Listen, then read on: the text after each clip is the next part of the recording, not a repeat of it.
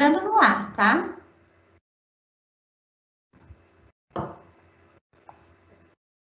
Boa noite a todos. Nós começaremos daqui a 2 minutos. Nossa palestrante de hoje já está aqui conosco, mas esperaremos o horário.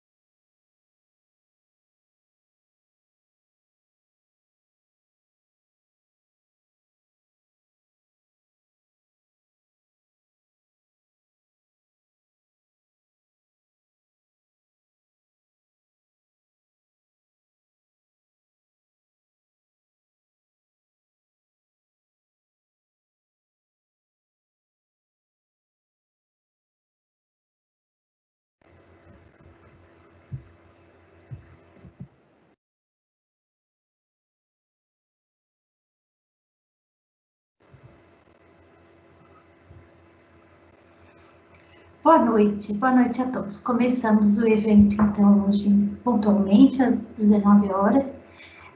Hoje nós temos a alegria de trazer a nossa grande colega, a Lourdes Steinhauser. Ela é aconselhadora biográfica, um tema muito interessante, acho que vocês vão aproveitar bastante. Nós deixaremos o chat disponível. Enquanto a gente vai ouvindo a Lourdes, vocês podem fazer as perguntas ou comentários, o que vocês acharem que devem, e ao final da apresentação a gente vai ao chat para que ela possa responder. Esse evento vai ser gravado e deve ficar disponível no nosso site em alguns poucos dias. Então, espero que vocês aproveitem bastante. Eu passo a palavra a Lourdes. Lourdes, boa noite. Boa noite, Maria do Carmo. Boa noite a todos aqui que estão me ouvindo. Muito obrigada pelo convite. Então, hoje eu vou estar aqui tratando do tema aconselhamento biográfico. E, como eu disse, como está na chamada, né, nós vamos, através da montar a trajetória da vida, né, desse terceiro fio da nossa história. E como que a gente faz isso? O que é o aconselhamento biográfico? O aconselhamento biográfico é um processo de apoio terapêutico a indivíduos que se encontram em situação de crise, seja ela emocional, relacional, profissional, ou até para pessoas que estão naquele ponto em que estão paradas na vida e precisam de uma força, de dar um passo que ainda não sabe para onde ir. Então, olhar para a biografia é como colocar de volta a vida em movimento, né? Então, para esse olhar para a biografia, então nós vamos partir do presente, da situação atual, o que está acontecendo na vida, qual que é o seu momento atual, e a partir daí, então, nós vamos revisitar o passado. Revisitar o passado é ir lá na mais tenra lembrança da infância, buscar lá, fazer aquele mergulho na nossa história, buscar lá os tesouros, as coisas que ficaram guardadas, sejam elas capacidades, habilidades que deveriam, que podem ser resgatadas, ou então naquele tesouro tem uma pedrinha escura que você não conseguiu olhar muito, que são as tristezas, são as dificuldades que a vida às vezes traz. Então, olhar para tudo isso, rever padrões que vão se repetindo e também resgatar várias possibilidades da nossa vida, é como ampliar, é como se a gente colocasse uma luz na nossa própria história. Gosto muito da ideia do tecido, desse tecer a nossa história, né? Você, o indivíduo, quando ele se encarna aqui na Terra, ele traz esse fio vermelho, que é o fio do destino, é o fio da missão dele aqui na Terra, né? Mas também nós recebemos alguns fios dourados, ou fios mais escuros, que têm a ver com as nossas sombras. E esses fios, então, vão fazendo, vão tramando, né, vão fazendo essa tramando, vão tecendo, vão trazendo essa trama da nossa biografia. E a partir do momento que você tem esse olhar para a sua história, então também você amplia mais a sua consciência de quem você é, qual que é seu papel aqui, o que você veio fazer, quais são as possibilidades, resgatando, então, coisas que ficaram lá no passado e traçando metas, então, para o futuro, né? De uma forma, trazendo esse olhar mais ampliado para a sua própria história. O aconselhamento biográfico, ele está fundamentado na antroposofia e nas leis dos setênios, nas leis que regem os setênios. Essas, quando a gente, que rege a biografia, desculpa, as leis que regem a biografia, e essas leis têm a ver com setênios, né, que são ritmos de 7 anos. Se nós olhamos para a natureza, a gente encontra esses ritmos também, seja nos dias da semana, né, no processo da lua, de 7 a cada 7 dias também tem essa mudança da lua, né?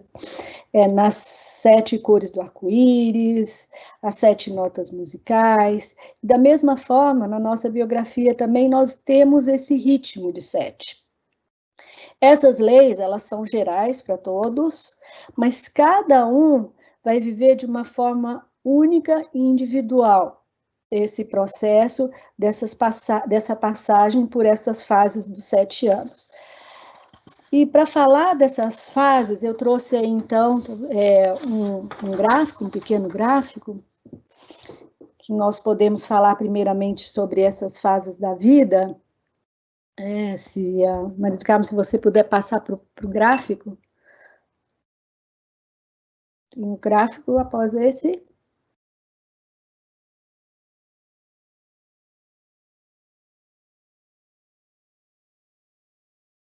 Isso, sobre as fases da vida.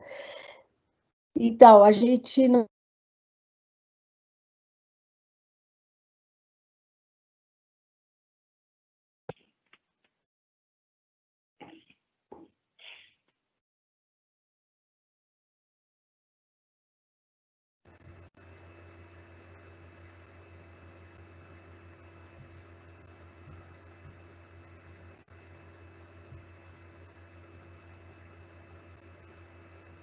Lourdes, aciona.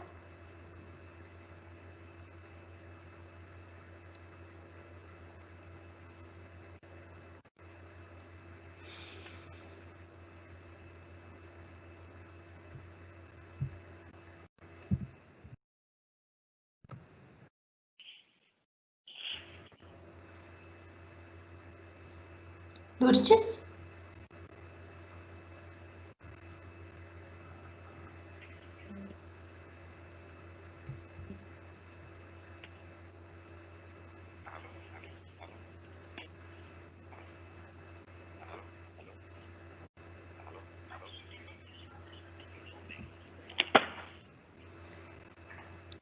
Lourdes, você está tá muda para nós.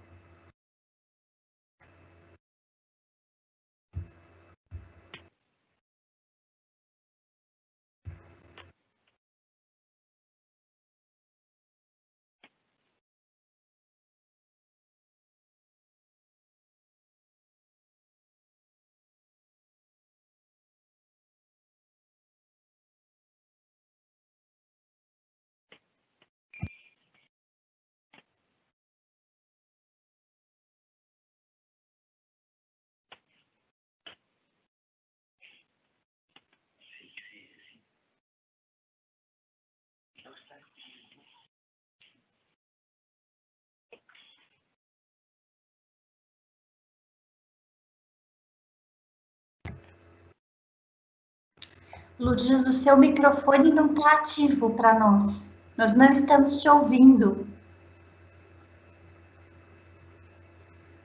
Não consigo te ouvir, querida. Eu vou parar de compartilhar. Você tá me ouvindo? Você consegue falar agora alguma coisinha?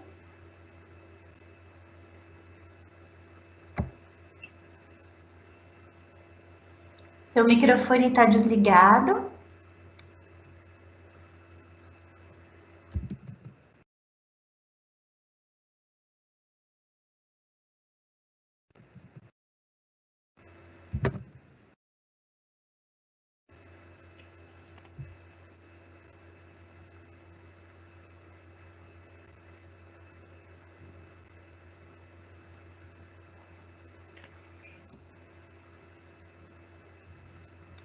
Seu microfone está ativado, mas eu não te ouço ainda. Agora fala. Tá me escutando agora? Agora estou te escutando, Lourdes. Bom. Então, eu vou voltar para a apresentação. Onde foi que vocês não me escutaram em nenhum momento? Olha, Lourdes, na hora que você começou, eu já te perdi. Opa! Então eu vou vamos fazer assim, eu vou colocar de novo o gráfico e você começa de novo, não tem problema. Então, mas o princípio, para chegar no gráfico, vocês me escutaram? Olha, eu não, a partir do momento que você iniciou o gráfico, eu já não te ouvi mais. Então, vamos lá no gráfico novamente. Então, anteriormente, vocês me escutaram, você me escutou? Escutamos muito bem, é bom porque a primeira fala sua foi treino, agora você fala de novo. Então, vamos lá. Então, a gente vai falar, então, no gráfico. Vamos entrar no gráfico, né? Nessa fase da vida, né? Então, nós temos essas 3 fases da vida, olhando a nossa biografia, o desenvolvimento humano, né? Do 0 aos 21 anos, que é a fase, então, do amadurecimento físico, dos 21 aos 42, que é a fase do amadurecimento anímico, emocional, e dos 42 aos 63 é a fase, então, do amadurecimento espiritual. Nós, então, se você vê essa linha, a linha azul, ela é a linha do nosso eu, que nós descemos, ela é descendente, a gente vem do cosmos, do mundo espiritual, e a linha vermelha, que é a linha do corpo físico, a gente vê, então, também como o nosso físico aqui da Terra. Então, a do eu, individualidade espiritual, vem descendo, e a linha do corpo físico vem ascendendo. E aí tem um processo também das duas, que elas vão estar juntas, e depois até aos 21 anos. Então, o eu, ele encarna aqui na Terra, essa individualidade chega aqui na Terra, né? E aí, então, vai ter vai percorrer um caminho também juntos, né? A fase de maior encarnação aqui na Terra, vamos assim dizer, né? E também onde nossa vida emocional, ela está bem ativa, o nosso eu está atuando nessa vida, nessa alma que a gente fala, né? A partir dos 21 anos. E depois, ela, então, também, eles seguem caminhos, percorrem caminhos diferentes. A linha espiritual, que é a linha azul, ela é novamente ascendente, e a linha, então, da curva, né, a curva vermelha, que é do corpo físico, ela é, então, descendente, aí tem o declínio do corpo físico, né, e ascendente, a ampliação da nossa consciência. Essa linha toda mexidinha aí seria a linha, então, da alma.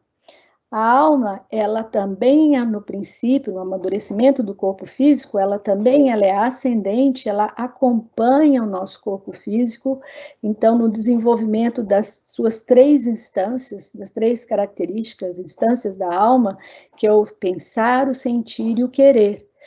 E para cada uma dessas instâncias, tem um órgão do nosso corpo físico, então, do pensar é o sistema metabólico motor, o sentir é o sistema rítmico respiratório e o querer, o sistema metabólico motor. O primeiro, então, é o sistema neurosensorial. Você me desculpe. Então, vamos voltar. Primeiro, neurosensorial, rítmico respiratório e metabólico motor. E aí essa linha também acompanha essas duas curvas aí, a vermelha e a azul, durante a fase do amadurecimento da alma, elas estão mais ou menos equilibradas, e aí quando chega aos 42 anos, que elas se bifurcam, a linha da alma, então, ela tem 3 possibilidades. Ela ou ir junto com o corpo físico, fazer o declínio do corpo físico, ir com o declínio do corpo físico, ou então manter essa juventude o máximo que ela pode, né, querer resgatar todo o tempo a sua juventude, às vezes até chega num estado de estresse ou um adoecimento, ou então subir, ou então ascender junto com a linha também, com essa curva azul, na ascendência espiritual, ou seja, ampliação da consciência. Então, se nós olharmos falarmos em termos de consciência, se a gente olha para a infância, a criança, ela tem muita vitalidade e pouca consciência. Já o adulto, depois dos 42 anos, depois que tem essa bifurcação dessas 2 curvas, então tem uma ampliação da consciência, ou seja, temos menos vitalidade e temos mais consciência. Então, nas 3 primeiras fases do nosso desenvolvimento, então nós estamos, o que a gente faz? A gente aprende, a gente está na fase de aprender, a gente aprende então com a família, com a escola, com os amigos. Depois, a partir dos 21 anos, a gente com uma mochilinha, essa mochilinha tem todos os aprendizados que nós recebemos e nós vamos para o mundo. Nós vamos conquistar, nós vamos realizar, nós vamos lutar no mundo. Então, a fase da luta de 21 a 42.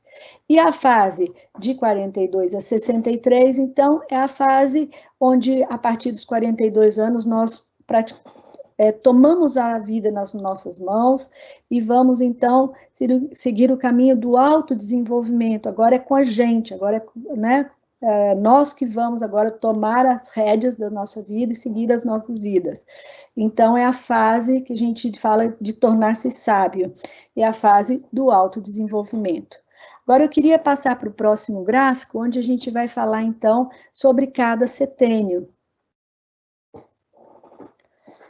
Então, aí tem as 2 curvas, a linha também da alma, e então a gente vai começar falando do primeiro setênio, né? Aqui tem uns pontos que eu coloquei dos 3 anos, dos 9 anos. Esses são os momentos assim que a gente fala que pode ser de crises ou de momentos onde tem consciência do eu, vivência do eu aos 9 anos, afirmação do eu aos 18 anos.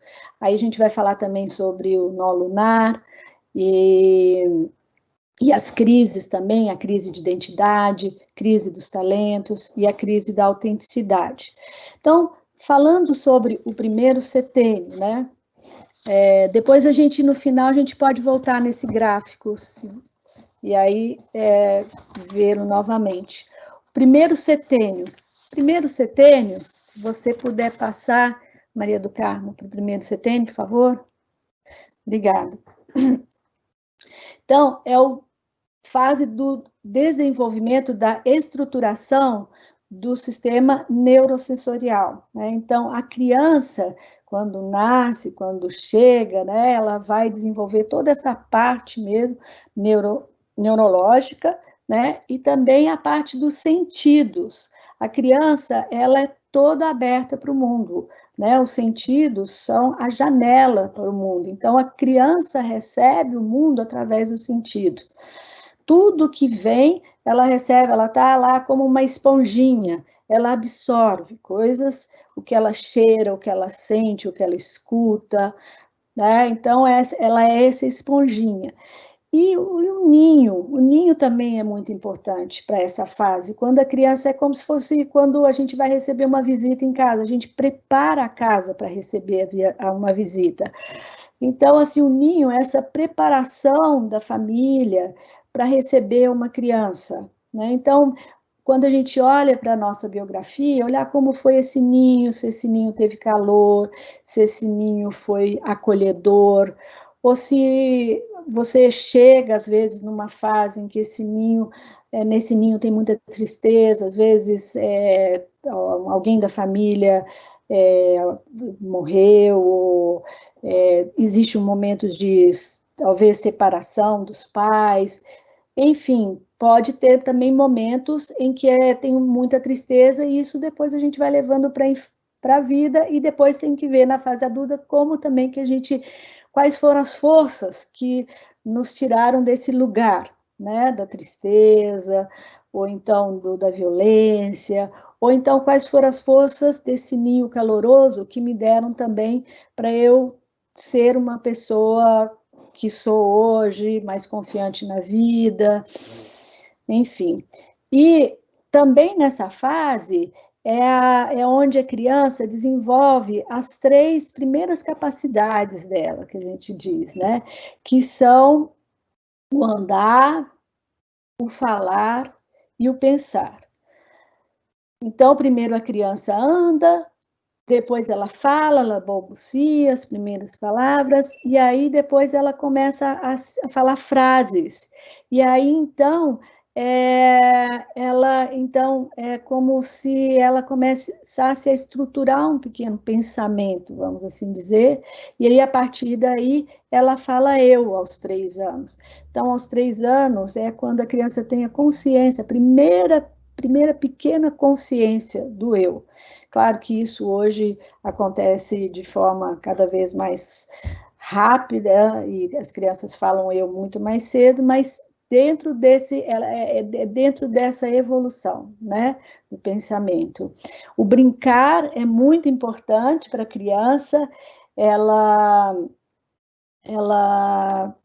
através do brincar, ela pode desenvolver as capacidades criativas dela, né? Então, é muito importante também ver nas fases, assim, nessa fase, como foi na sua infância, como foi esse espaço, se você teve o espaço para brincar, se você pôde brincar livre, se você pôde ser criativo nas suas brincadeiras, né? E a criança também aprende por imitação. Então, o adulto vai ser o ponto de referência dela.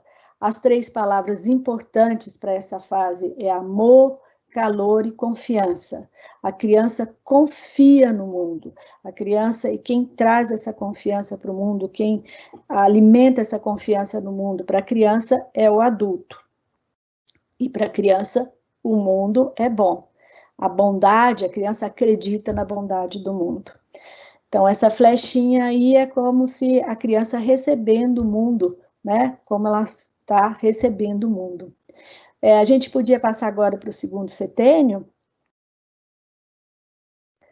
O segundo setênio, então, vai se estruturar, né, a fase de estruturação do pulmão e do coração, então, o sistema rítmico e respiratório. Nessa fase, então, a criança, ela vai para a escola. Aos 7 anos, ela vai para a escola.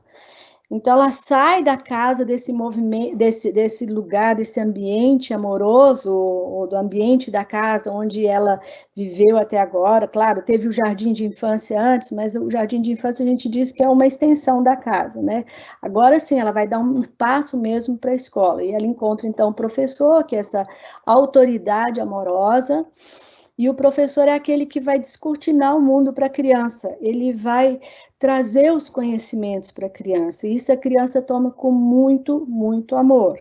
Se também não é o professor, pode ser algum adulto o qual ela tem essa confiança e se doa para esse aprendizado, né?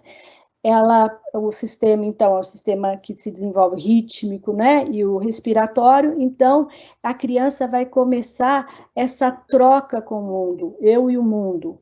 Criam-se, então, os primeiros laços de amizade, os primeiros amigos, e a criança, então, começa a sair da casa, né? Agora os amigos não são mais os primos, nem os irmãos, e sim são outros laços de amizades, que às vezes esses laços de amizade a gente leva para o resto da nossa vida. É uma fase também aos 9 anos, a gente diz que acontece também esse outro despertar do eu. Mas esse próximo despertar do eu é no sentimento. A criança, então, vai ter a primeira sensação, a primeira separação, ou a segunda separação, agora do eu, mas em relação agora eu e o mundo, né? Antes, é como se ela cortasse esse cordão umbilical invisível que tem com a mãe, com o mundo, e realmente agora ela se afasta. E ela vive essa sensação, essa vivência desse eu, às vezes com um sentimento de muita solidão. É o primeiro momento, assim, de muita solidão que a criança, pelo qual a criança passa, e ela, então, começa a poder, então, a nomear realmente os sentimentos dela. Aí, depois, logo após, então, surge o primeiro amor platônico. Todos nós tivemos amor platônico, né? Seja pelo amigo, pelo vizinho, ou seja, um professor, ou alguma pessoa com a qual ela também olha, porque a criança nessa fase, ela olha o mundo com muita veneração. Então, ela começa a ver esse mundo ideal, né? Então, olha para o outro, idealiza, né? Então, por isso que o amor platônico também, ele não é palpável, né? Ele fica só no mundo da idealização e do sonho. A criança também tem uma religiosidade muito forte, mesmo que as famílias não tenham esse culto da religião, a criança busca a religiosidade e uma veneração muito grande, principalmente pela natureza. E o belo, para a criança dessa fase, o mundo é belo. Então, também é bom a gente olhar na nossa biografia como foi essa passagem, como foi esse segundo setênio, quais são as pérolas que a gente pode resgatar dessa fase. E passando para o terceiro setênio, eu só queria trazer uma coisinha aqui, que também é importante, bem rapidinho, sobre os temperamentos. Nessa fase também se instalam os temperamentos, né? Onde a criança, aí os temperamentos ficam muito visíveis, né? Os temperamentos têm a ver com os humores, tem a ver com os elementos, o elemento fogo tem a ver com o colérico, né? Aquela criança que sempre é a primeira, é a líder. O elemento ar tem a ver com o sanguíneo, é aquele que anda na ponta dos pés, que faz as conexões, que é amigo de todo mundo.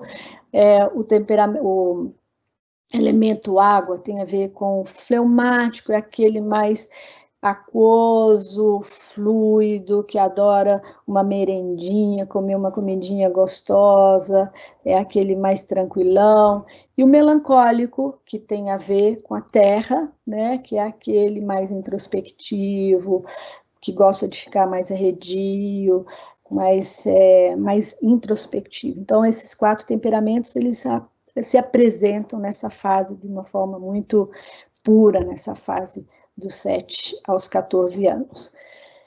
E indo, então, para a próxima fase, que é a fase dos 14 aos 21 anos, então, a gente fala, né, que agora é a queda do paraíso, né? Aí já é o adolescente, porque aos 12 anos, por aí ele já vai mudando também, né? Deixa de ser criança, não tem muito lugar, né? Não é criança, não é adolescente, não sabe onde é, tem essa mudança também da física, né? Então, são muitas mudanças e agora vem, então, essa fase realmente do adolescente, né? A partir dos 14 anos, é como se essa queda do paraíso é como se o adolescente deixasse, né, esse mundo cósmico da infância, né, e caísse nesse mundo terreno. Então, é a fase do desprendimento não, mas é a fase, então, da estruturação do sistema metabólico, motor e reprodutor, né? Então, tem muita mudança, é uma fase de explosão, explode espinha, explodem os hormônios, né? E o jovem adolescente, vamos assim dizer, sente muita vergonha, muitas vezes, né? Porque as mudanças são muito fortes, então ele prefere ficar invisível, de repente ficar visível é horrível, né? Então, para isso, ele busca as turmas, onde ele também pode, ele pode se juntar aos outros e ser um eu né? Assim, é como se fosse uma alma coletiva nessa fase, onde ele pode se expressar melhor. É a época também dos ismos, de muitos idealismos, né? Pensar em todos os ideais, é a época se busca muito também os ídolos, os heróis, né? Aquele que eles olham e falam, gostaria de ser assim, né? Porque também essa individualidade ainda não chegou Então, é como se ele estivesse buscando ainda onde se encontrar no outro. Ele tem essa procura por uma verdade, né, muito grande para o jovem, para o jovem adolescente, né, o mundo é verdadeiro, então ele precisa dessa verdade que a princípio ele busca na ciência, tudo tem que ser medido, tem que ser comprovado cientificamente, mas no fundo o que ele busca é uma verdade própria, porque ele está justamente lidando com esses momentos, com esse momento da vida. Quem sou eu? É uma pergunta, né? Uma pergunta existencial, né? Qual que é a minha verdade? E ele, então, está buscando isso. E como ele não encontra ainda dentro, então ele busca a partir dessa parte da ciência mesmo, né? E também ele é muito crítico, né? Como ele está se buscando, ele está experimentando tudo, então a crítica também faz muito parte dessa fase do jovem adolescente, né? E ele, principalmente em casa. Então, na casa, assim, ele quer mudar tudo. Ele quer mudar a religião da família, ele quer mudar a forma de que as pessoas se alimentam. Então, se é vegetariano, todo mundo agora tem que começar a comer carne, enfim. Ele quer fazer mudanças, que são mudanças que ainda ele não consegue fazer do mundo interno. Então, ele busca isso fora. Aos 18 anos ele assume muitos, aí a fase também que está no gráfico, que depois a gente vai poder olhar novamente, a fase da afirmação do eu, é quando o jovem ele vai também fazer as escolhas, né? Seja ir para uma universidade, ou fazer um curso técnico, ou estudar, ou trabalhar, ou fazer uma experiência fora, fazer uma viagem. Então, é essa fase que se chama também a fase do eu social. Aos 18 anos e meio, acontece um momento que a gente pode dizer uma crise, né? Que a gente chama do nó lunar, o primeiro nó lunar. O nó lunar acontece a cada 18 anos e meio, é um ritmo também de 18 anos e meio que a gente tem na nossa vida. E esse nó lunar, ele está relacionado com o céu. O céu está aberto, porque a Lua e o Sol estão na mesma posição do dia do seu nascimento. Então, é como se o céu se abrisse e é um momento de possibilidades. Talvez se o jovem está indo por um caminho, ele recebe um livro que faz com que ele mude de ideia e vá por outro, ou um acidente que acontece na vida e tem que parar e tem que começar a rever o que ele estava fazendo, o que ele gostaria de fazer daí para frente.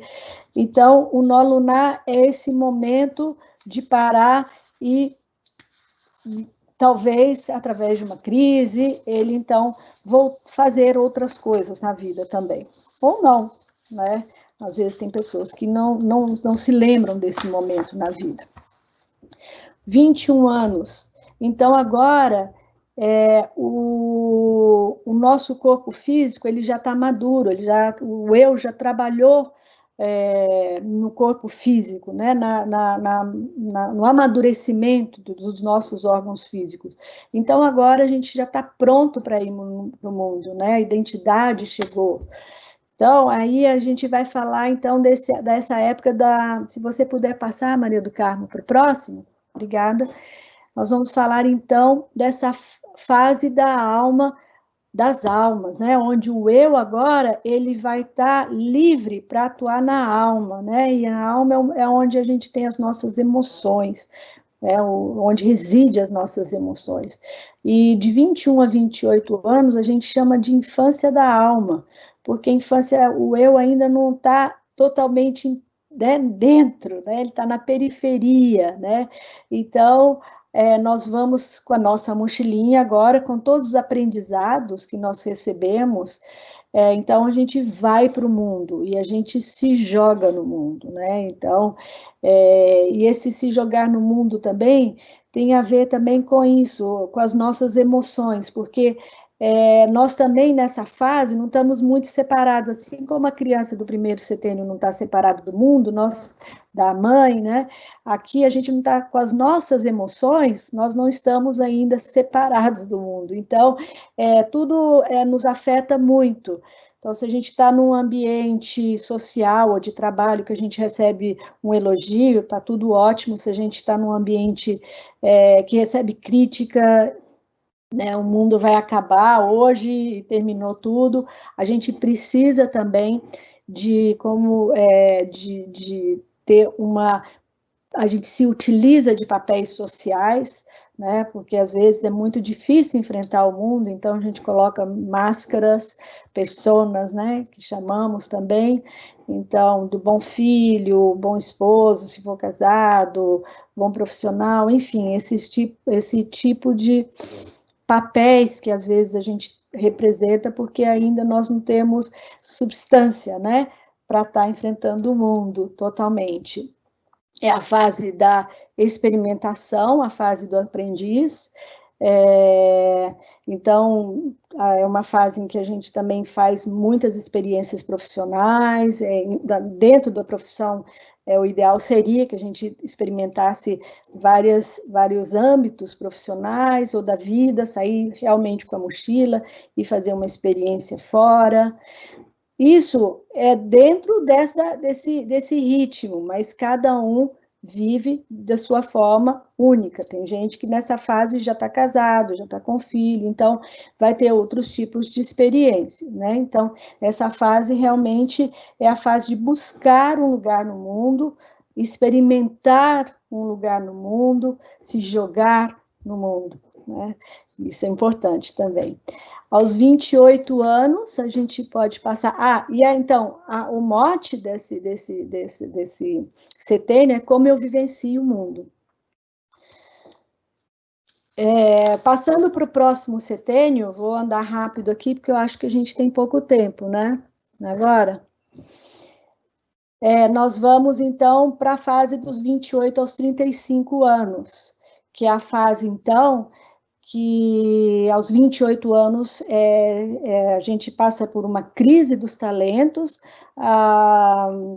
Até agora, nós utilizamos nossos talentos para as coisas que a gente precisava de uma forma muito, assim, muito fácil, né? Tudo fácil, a gente usa o que a gente tem, e agora, a partir de agora, então, não, você precisa realmente usar aquilo que você tem como força de realização para o mundo, né? Então, é assumir com responsabilidade a sua vida, né? E a gente, então, diz que é a fase, então, que você deixa esse mundo mesmo, né, da juventude, e agora começa o mundo realmente do adulto, a vida realmente do adulto. E a vida do adulto realmente é assumir com responsabilidade as nossas tarefas aqui. Então, a gente fala, essa é a fase da alma, da razão e do sentimento. E a tarefa agora é realizar. Então, eu vou organizar a minha vida, eu vou fazer um plano de carreira, eu vou fazer minhas parcerias. Se eu não casei, eu vou, se eu estou para me casar ou para ter família, ou que seja, né, nessa questão de parceria, ou fazer uma parceria também de trabalho. Então, é a fase em que você começa a se organizar, é a fase do ter, né? Então, eu tenho isso, eu tenho que ter aquilo. Eu penso sempre numa imagem assim de um cavaleiro num cavalo que sai, né, assim, galopando, indo numa meta, assim, focando bem na sua meta, e não vê a paisagem que está assim ao seu redor, né? E às vezes sai atropelando tudo, atropelando os sentimentos, e também tem uma certa intolerância com o outro. Então, como que a gente faz para resgatar isso? Porque a fase, que é uma fase muito racional, mas a gente tem que integrar também essa parte dos sentimentos, que faz parte também da vida, né? Então, é a fase também em que você vai integrar isso, dentro da linguagem do Jung, né, que ele fala do arquétipo masculino e feminino. Um arquétipo masculino, aquele que tem pensar objetivo, é claro, né? Integrar sua ânima, né? Essa parte mais feminina do pensar mais acolhedor, mais sentimento, e ao contrário também, a ânima, né? O arquétipo feminino, também integrar essa parte do ânimo, né? Que é o pensar mais claro, objetivo. Então, buscar essa integração, que é tão difícil nesse momento onde, assim, a meta é a razão, é organizar, é realizar, é conquistar um lugar no mundo. É a fase também que você passa entre os 30 e 33 anos, que a gente fala que é um momento crístico. Então, às vezes a gente tem a sensação de ter enterrado partes da vida da gente, né? Tá enterrado numa profissão que não gosta, ou está enterrado num casamento, num relacionamento que não está satisfeito, né? Então, a pergunta é, em nome de quê que eu estou me sacrificando, né? Para quê? Então, esses momentos, eles também nos aproximam de nós mesmos, né? Então, é uma possibilidade, é um momento de uma possibilidade que nós temos também de fazer uma renovação nesse sentido. Então, o mote dessa fase da vida é como eu vou conquistar um lugar no mundo.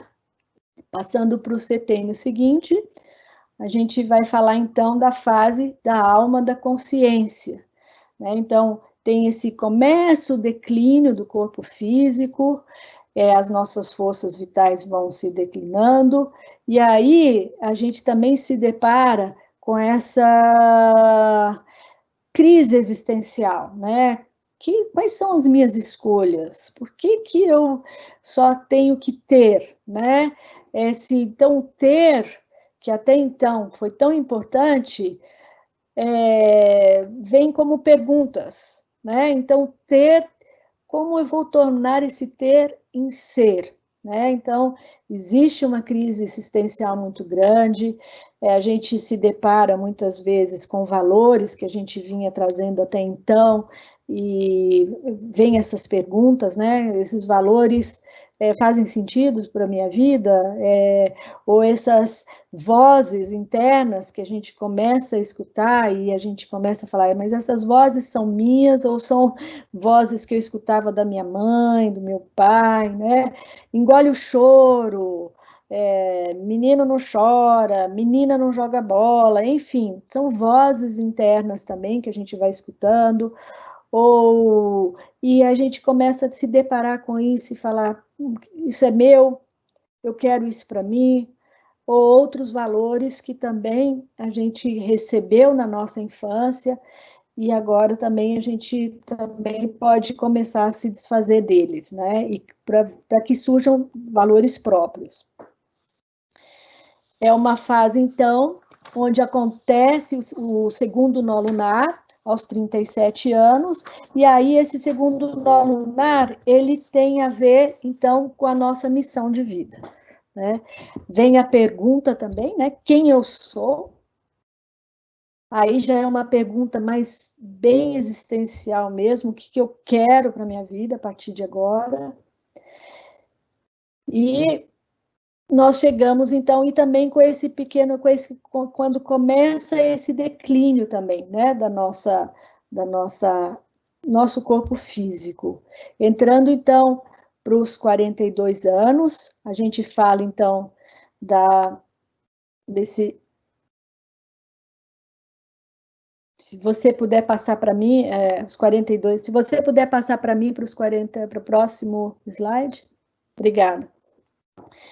Então, a gente fala de alma imaginativa, então aqui agora nós temos essa crise de autenticidade, que ela já vinha,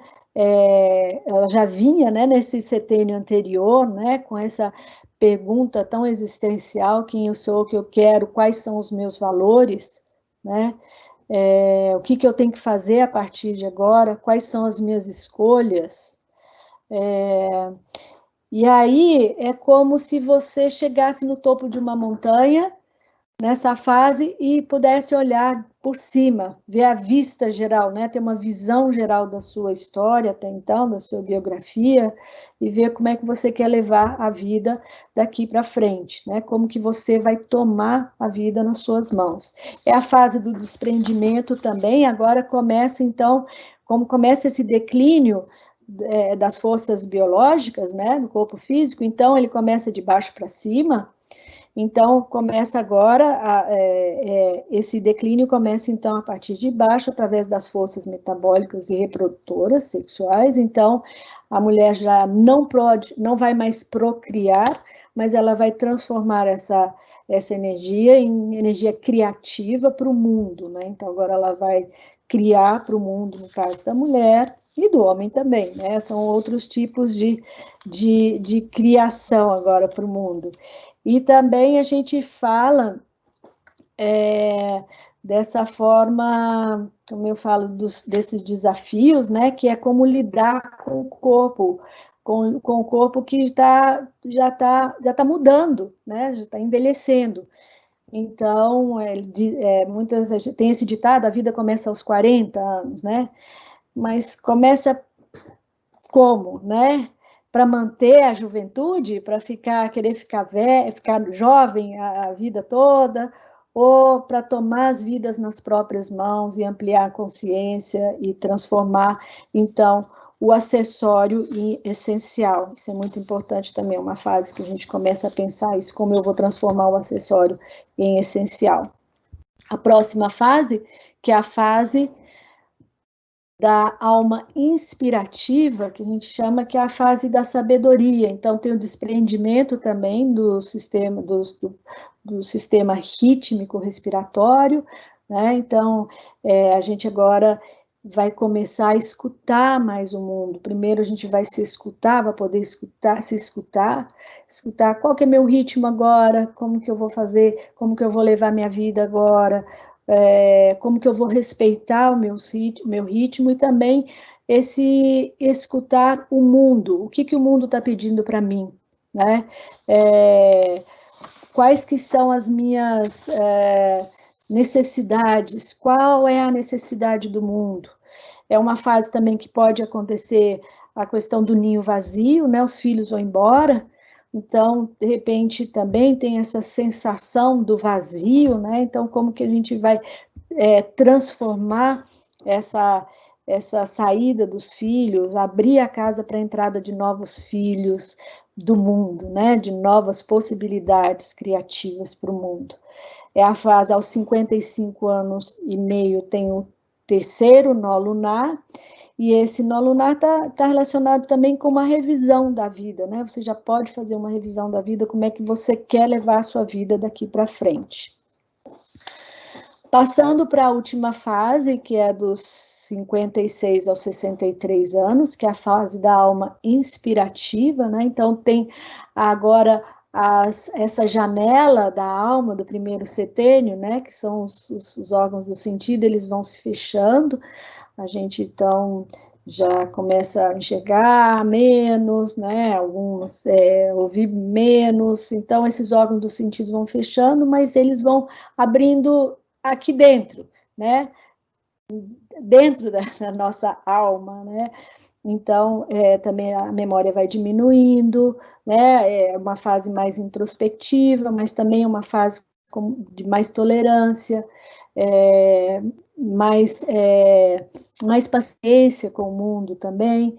É a fase onde também acontece, já pode chegar a aposentadoria, para alguns isso pode ser um choque, de repente não tem mais o que fazer, não tem um plano que foi programado anteriormente. Para outros pode ser uma possibilidade de novas novas aberturas, né? De uma nova possibilidade, uma nova abertura para o mundo, que vai continuar depois dos 63 anos. Tem a chegada dos netos também, que é uma fase também de muita alegria, muito diferente da fase de receber os filhos. Receber os netos, você acolhe de uma outra forma no seu coração, e a fase que você também já pode delegar bastante. Então, assim, muito resumidamente, é isso que eu queria trazer. Talvez a gente pode dar uma olhada no gráfico dos setênios.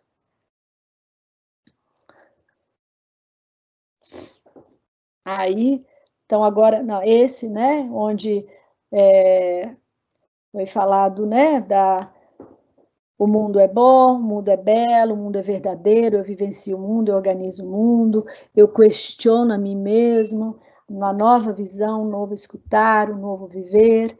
Então, só fechando, eu gostaria de fechar com esse gráfico, para vocês terem uma visão geral da biografia, e agora, se tiver alguma pergunta, eu posso responder. Se tiver tempo também. Temos 10 minutos, Lourdes, não temos perguntas no chat.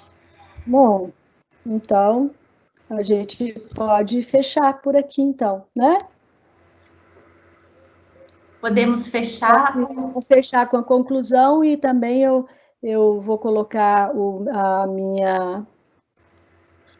Onde está? No final. Você quer que eu vá até o final da apresentação, Lourdes? Até a conclusão, e colocar a bibliografia, né? A conclusão, então, é que o trabalho biográfico ele é preventivo e sanador, e nos ajuda a enxergar a vida de maneira mais clara e consciente. E a minha bibliografia é o livro da doutora Gudrun, então, Tomar a Vida nas Próprias Mãos.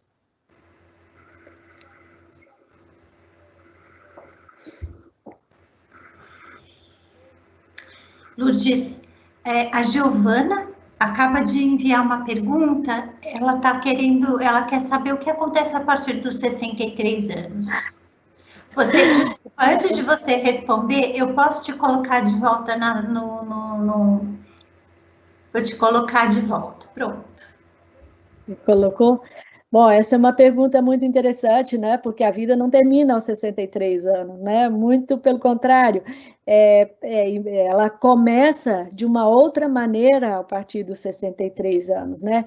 Então, é colocado isso dentro das leis biográficas até os 63 anos, porque é como se estivesse trabalhando um karma que a gente traz aqui, do qual a gente tem que trabalhar. E a partir daí, segundo a doutora Gudrun, nós ficamos livres desse karma para criar o karma, para já trabalhar o karma do futuro.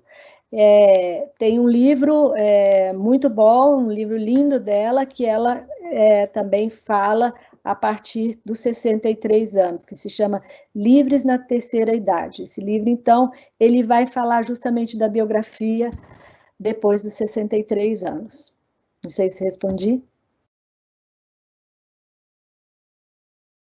Com certeza respondeu, Lourdes. Você contaria um pouco sobre a relação entre um setênio e outro, os espelhamentos? Dá tempo? Dá tempo. Bom, nós temos os espelhamentos, eles acontecem, a gente pode falar do espelhamento, por exemplo, do espelhamento da alma, né? Que é como que os setênios de 0 a 21 anos, ele espelha no setênio de 21 a 42, né? Então, se a gente olhar de 21, vamos olhar embaixo, assim, vamos subir, né? De 21 o setembro de 14 a 21 e 21 a 28, ele é como se fosse uma continuação, né? Da alma, da sensação, e essa fase da adolescência também, com essa luta no mundo, né? Então, assim, é uma continuação. Já o setênio, de 7 a 14, espelhando o setênio de 28 a 35, aí, quando a gente fala de sistema, né, respiratório, da troca com o mundo, ou então do nascimento do corpo etérico, indo para esse lado, o que acontece no segundo setênio, o corpo etérico é um corpo é um corpo vital, né? O corpo é esse corpo mais sutil da nossa vitalidade, da nossa memória, né? Então, quando a gente diz que nessa fase de 7 a 14, é a fase da instalação dos hábitos, dos costumes, ou então todas aquelas vozinhas que a gente escuta, olha, engole o choro, olha, esses preconceitos, essas coisas que vão ficando, que a gente vai escutando, a gente vai trazendo e vai colocando isso vai ficando quase que preso, né, no nosso corpo etérico. E aí, quando a gente chega também nessa fase dos 28 a 35, é quando a gente começa a escutar essas vozes elas começam a ficar mais presentes. E aí, quando também você começa a fazer essas perguntas, será que eu sou esse aqui que não pode chorar? Será que sou eu aquela princesinha e agora eu acho que todo mundo tem que me tratar como princesa na vida? Então, esse pode ser um espelhamento muito interessante também, que acontece nessa fase, né?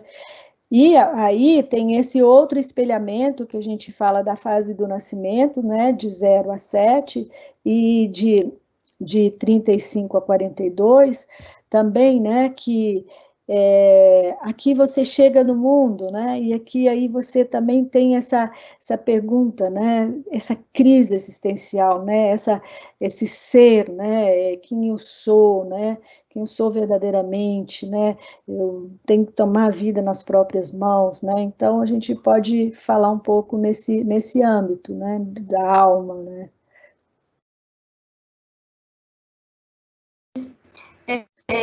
Tem uma pessoa anônima aqui, dizendo assim: o que acontece se nós vamos contra as leis biográficas? Por exemplo, quem quer manter as forças físicas e da juventude a qualquer preço após os 42 anos. Sim, o que pode acontecer, né? Várias coisas ou não, né? Eu acho que depende muito assim, do indivíduo, né? A gente também, eu não gosto, assim, acho difícil rotular, mas uma questão que a gente pode trazer aí, nesse sentido, quando a gente quer muito manter as forças físicas, por exemplo, se você começa agora a ter uma vida como você era na juventude você vai para a balada, passa a noite em claro, no outro dia acorda e vai trabalhar, e tá tudo certo, vai para a escola e tudo. Chega um momento da sua vida que o seu corpo físico não aguenta isso, né? Então, isso você não aguenta. Então, se você continua fazendo isso, isso também pode causar uma doença, né? Causar uma situação de estresse, né? Então, eu iria mais por esse lado, assim, eu acho que isso é muito individual, como que cada um também vivencia isso na vida, né? Então, eu daria esse exemplo.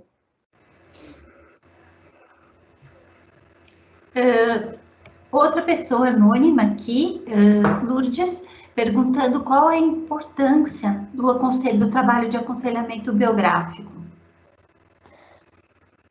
Como eu trouxe a princípio, eu acho que a maior importância do aconselhamento biográfico, do trabalho, é você colocar a vida em movimento e trazer a luz, assim, ampliar a sua consciência, porque às vezes a gente está parado nas nossas próprias, sabe, quando a gente fica nas nossas próprias questões e a vida fica muito difícil, e tá parado, tá como se tivesse, não conseguisse sair do lugar, né? Então, eu acho que o trabalho biográfico, olhar para a biografia, ele traz esse movimento, ele resgata, ele traz luz para onde às vezes a gente não está conseguindo enxergar. Então, eu acho que é isso, ele amplia a nossa consciência e põe movimento na nossa vida. Eu acho que esse é a grande processo. O processo é isso, trazer movimento para a nossa vida. Um sentido também, né, Lourdes? Claro. Um sentido também. Muito obrigada. Isso aí também faz todo sentido. E a Suelen está dizendo aqui que ela gostou muito e achou interessante, e já tinha ouvido falar dos setênios, mas não conhecia o trabalho da biografia. E a Jéssica pergunta assim: e quando se sofre alguns traumas mais fortes no primeiro setênio, como é que isso afeta a sequência das fases? Então, isso também é uma boa pergunta. Como que isso afeta, né? Afeta. A gente leva coisas que a gente vai trazendo, mas também a gente tem que leva coisas da vida, né? Que às vezes nos deixam, é como um tecido que a gente está tecendo, e às vezes acontecem esses nós. E a gente vai, às vezes, levando esses nós, tropeçando nesses nós, mas eles estão lá, né? Então, e como que a gente olha para isso, né? Então, a pergunta que eu faço é assim: quais foram as forças que você teve? De onde vieram as forças, né? Para você continuar seguindo seus setênios e colocar luz em outro de transformação, porque às vezes acontecem coisas muito difíceis que a gente leva, vai carregando na vida, mas também a nossa vida continua e de uma certa forma vêm essas forças elas chegam até nós. Como que a gente se abriu também? Qual foi o canal que a gente abriu para essas forças de transformação, essas forças de aceitação também entraram na nossa vida. E a Jéssica pergunta: é possível transformar? Recuperar algo nesse sentido? É possível sim transformar, é possível renovar, é possível olhar para a vida e enxergá-la de outra forma. Eu acho que é isso, a gente tem que perder o medo de olhar para a nossa vida, mas olhar para a nossa vida com muito amor, acolhendo as coisas difíceis que vieram para a nossa vida, porque elas, às vezes, são as coisas difíceis que vieram nas nossas vidas que nos fazem as pessoas que nós somos hoje, né? Então, assim, uma vida muito linear, não é que eu estou julgando que seja boa, que seja ruim, mas ela traz menos desafios, né? E quando a gente tem mais desafios, também a gente tem mais possibilidades de transformação, de enxergar a vida de uma outra forma, né? Para isso também a palavra, eu gosto muito da palavra resiliência, né? Essa poder que a gente tem, que está em todos nós, né? De recomeçar, vamos assim dizer, de voltar num estado, né? Melhor, né? Ou melhor, ou de recomeçar. Muito bom. E a Jéssica, é a nossa última pergunta, Lourdes, porque estamos bem em cima da... Ai, tem mais perguntas chegando agora. Bom, que metodologias o aconselhamento biográfico utiliza? Queridos, mais essa pergunta e mais uma, tá bom? Para a gente finalizar mais ou menos no horário. Então, essa metodologia, ela foi criada, né, como eu disse, ela é a metodologia dos setênios, a gente vai olhar para os setênios do desenvolvimento humano, olhar para o desenvolvimento do humano através dos setênios, né, então é uma metodologia que foi criada que foi trazida a princípio pela doutora Gudrun, mas tem uma metodologia enorme. Existe a escola, né, Escola Livre de Aconselhamento Biográfico, onde tem um currículo intenso, que a gente trabalha a biografia, a gente estuda, a gente se forma para ser aconselhador biográfico, são 4 anos de estudo, então é uma metodologia intensa, mas ela é focada no autoconhecimento, conhecimento do ser humano. E, claro, fundamentado na antroposofia, ou seja, a base também do trabalho biográfico é a antroposofia. A Giovana pergunta assim, Lourdes, por que é que nós nos identificamos mais com o setênio do que com o outro? Tem a ver com karma? Eu sempre me senti mais velha, embora com o espírito sempre renovado. Olha, eu não diria que eu não poderia, assim, eu abriria mais essa pergunta, porque o karma é muito extenso, né? Mas você fala que se sente mais velha, eu não entendi muito bem aqui a pergunta, se sente mais velha? Ela diz que se sente mais velha do que a idade que ela tem, embora com um espírito sempre renovado. Sim, então, quando a gente olha a biografia, a gente olha sobre vários aspectos também. Isso eu não citei porque não dá tempo, num tempo muito curto de exposição.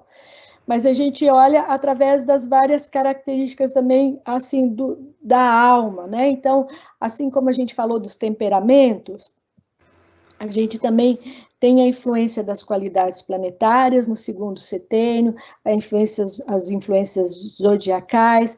Então, isso também forma um pouco o nosso caráter. Então, ela teria que ver que tipo de temperamento que ela tem, às vezes ela é mais melancólica, então se sente mais, né, mais velha mesmo, né, também tem as qualidades também, né, saturninas, o Saturno também é aquele que é fiel aos seus princípios, ele é mais introspectivo, também ele é o mais velho, ele está ligado ao passado, então teria que ver um pouco mais esse todo, né?